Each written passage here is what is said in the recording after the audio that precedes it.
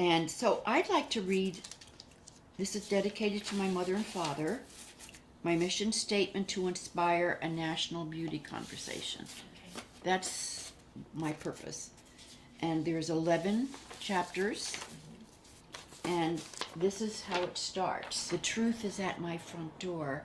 I always knew she would call, but I am not certain I want to let her in.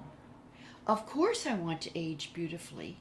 I am told the first step in making this happen is to embrace the truth. Only I do not want to deal with this right now. The whole affair makes me very uncomfortable. The truth brings an important message, but I am not in the mood to listen. I make every excuse to avoid her, but here she is at my front door. Shall I embrace her, or do I keep ignoring her?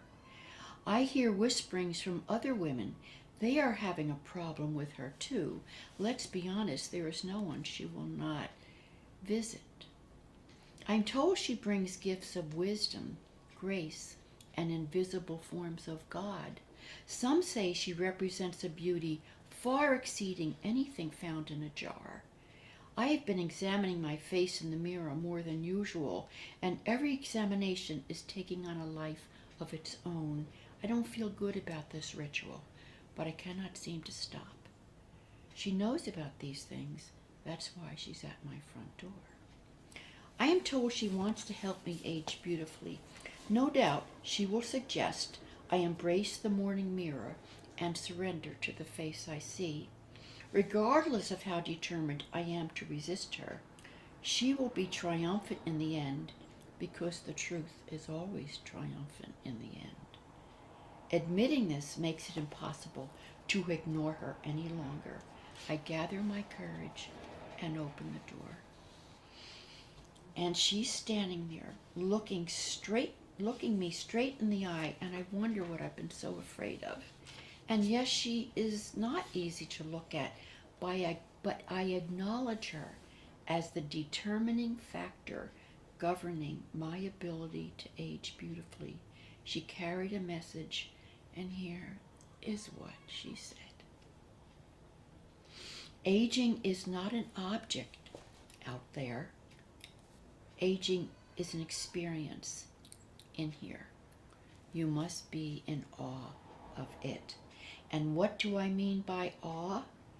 Awe is the overwhelming feeling that something is out and about, breathing life into emptiness and exposing us to our best and highest selves.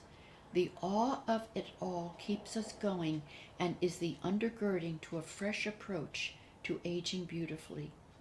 Awe is that which pulls us deeper into our regenerating interior lives, where beauty can be felt and grace has a chance to flourish. Awe brings sanity to everyday life by nudging our imagination and reminding us that we are creatures with gifts having nothing to do with calendar years.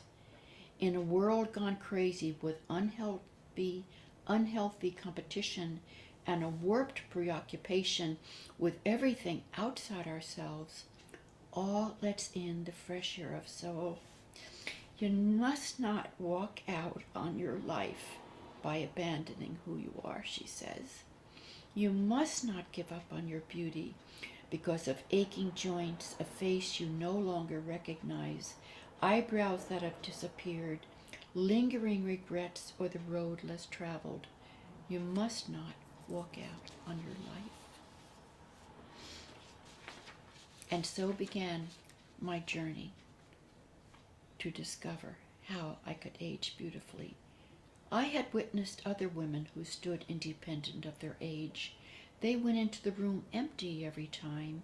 They were so there, displaying a sense of ease that was independent of the years they had lived, with or without the trappings of fashion, makeup, or ideas of being current.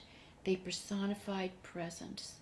They lacked a need of approval from others and displayed an acceptance of themselves just as they were.